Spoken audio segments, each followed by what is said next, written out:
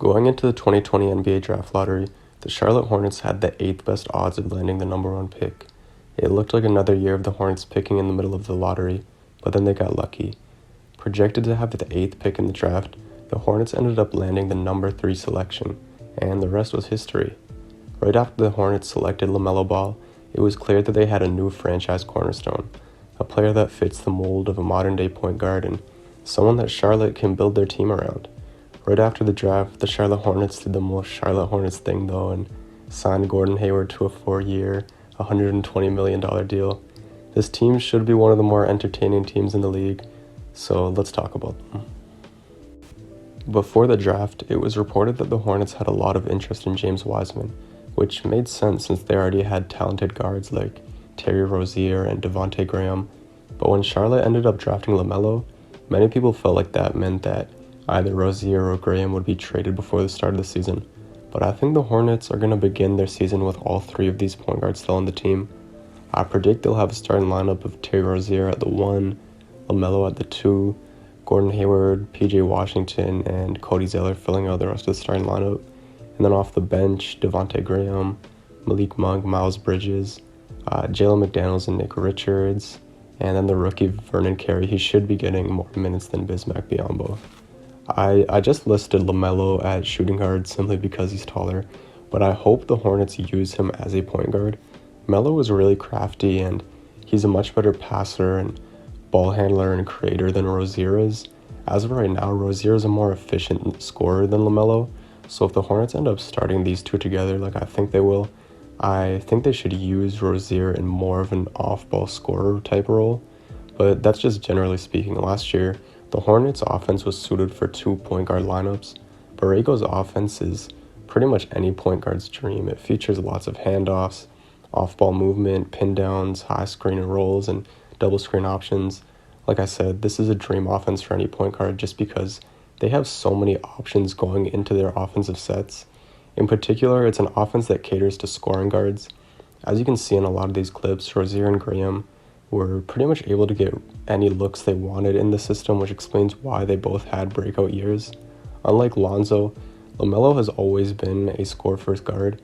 He's an amazing passer as well, don't get me wrong, but he's definitely always been looking to shoot first. The problem with Melo is that he's always had bad shot selection, but playing in this Hornets offense, it should get him a lot of good looks, which is going to help his overall efficiency and just development in general, because he's going to get a better concept of what good shots look like. So yeah, while I would like to see LaMelo being the primary ball handler per se, I would also like to see the Hornets use him in sets where he's coming off screens or pin downs as well, because like I said, Melo, he's a score-first guard and he's going to get his shots up regardless. So if you're the Hornets, you want those being good shots within the flow of your offense. While I did mock the Gordon Hayward contract a little bit, I do think that he's going to be a great fit in this offense too. If you look at Hayward's highlights from his All-Star season in Utah, you can see that he was used in a lot of off-ball actions. He was the best player on that Utah team, but he wasn't dribbling the air out of the ball like we see a lot of other star players do. In Charlotte, he'll be used in a similar way where he's coming off ball, off screens and stuff, but now he'll have 3 point guards in Rozier, LaMelo, and Graham who can put the ball in his shooting pocket and, give him good passes to set him up for shots or, cuts and drives to the rim. But the biggest help that Hayward's going to provide for this Hornets team is his 3-level scoring ability. Last season, the Hornets' offensive rating was 29th in the league, and the main reason for that was because the players that the Hornets had on their team weren't very dynamic. They didn't have many shot creators. It was really just Rozier and Graham who were both small guards, and those 2 guys were good from 3 but pretty inefficient everywhere else. Hayward, he's going to make Charlotte's offense more dynamic, like I said, because he can score at the rim, he can draw fouls, and he can effectively score in the mid-range too. I also like PJ Washington a lot. He shot 37.4% from 3, which is amazing for a rookie, and with the additions of LaMelo and Hayward, that percentage will only go up because he's going to get even more open looks this season. Washington is also really athletic, and he's a great roller to the rim, which should make him a great pick-and-roll partner for LaMelo and Hayward too.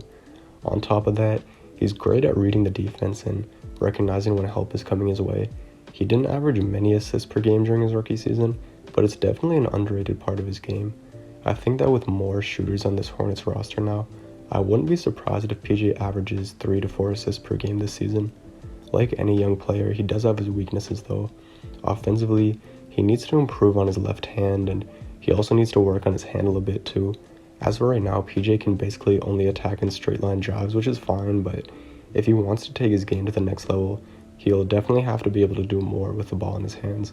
Defensively, PJ isn't the best at defending against guards, but he is a pretty good post defender and he is a good help defender too. PJ definitely has a lot of potential. I could see him being a more athletic version of Paul Millsap if he can improve upon his weaknesses. Another young guy on this team that I'm really high on is Vernon Carey Jr. Carey is listed at 6'10", 270. Because of his size, I feel like at minimum he should be a great screen setter in this Charlotte offense.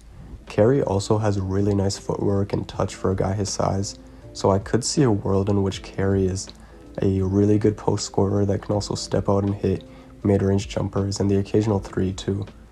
Carey isn't a consistently good decision maker though, and I'm sure he'll make some mistakes as a young player, but there's no denying he has a ton of offensive potential. Carey's biggest weaknesses lie on the defensive end. He doesn't have the longest wingspan, and there are concerns about his athleticism, weight, and agility. Hopefully the Hornets can get him in good enough shape to the point that he can at least be a solid defender, because I really think he can be a good player at the next level. He should be the backup center from day one over Bismack Biyombo, and since Zeller is in the final year of his contract, there's a good chance he's traded, and Carey could become the starting center by the end of the year. This Hornets team is going to be much better on the offensive end than they were last year. While their offense did get a lot better, this team is still going to be bad defensively. LaMelo has a lot of defensive potential, but I don't think he's going to be a great defender early on in his career.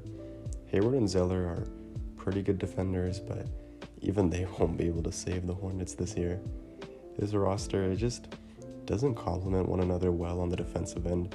Guys like Rozier, LaMelo, Graham, and Malik Monk, they're all likely going to be bad perimeter defenders next year.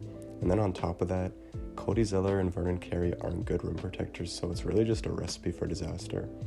Hopefully, Miles Bridges could emerge as the Hornets' best defender. He's shown a lot of potential on the defensive end.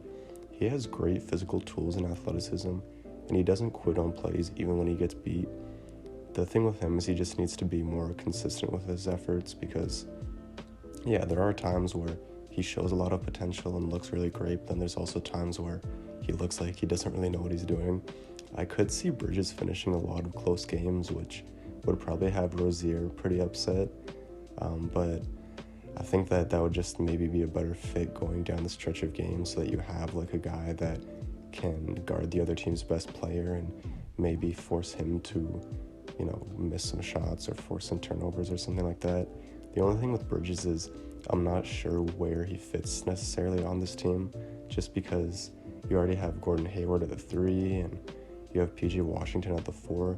Maybe you could run big lineups with Miles Bridges at the 2 and get away with it, but I'm not too sure. Maybe he can play an Andre Iguodala role for the Hornets as a kind of defensive-minded sixth man. I guess we'll just have to wait and see, though. With all of that being said, I have Charlotte finishing 11th in the East at 28-44. Unless LaMelo has some amazing rookie year like Luka Doncic or Damian Lillard had, this team most likely will not make the playoffs. On the season, I expect LaMelo to average something like 15 points, 5 rebounds, and 7 assists on decent efficiency. I know he's played professionally, oh my gosh, but he's still so young, and so I think he's going to be fairly inconsistent and inefficient, like I said. People do forget that he did skip a grade in order to play high school basketball with his brothers, so based on his age, LaMelo should have actually just graduated from high school earlier this year. I'm really high on LaMelo though, so I could see him being an all-star by like year 3 or 4 of his career. Doing a whole video on this Hornets team actually made me realize that they have a lot more young talent than I initially realized.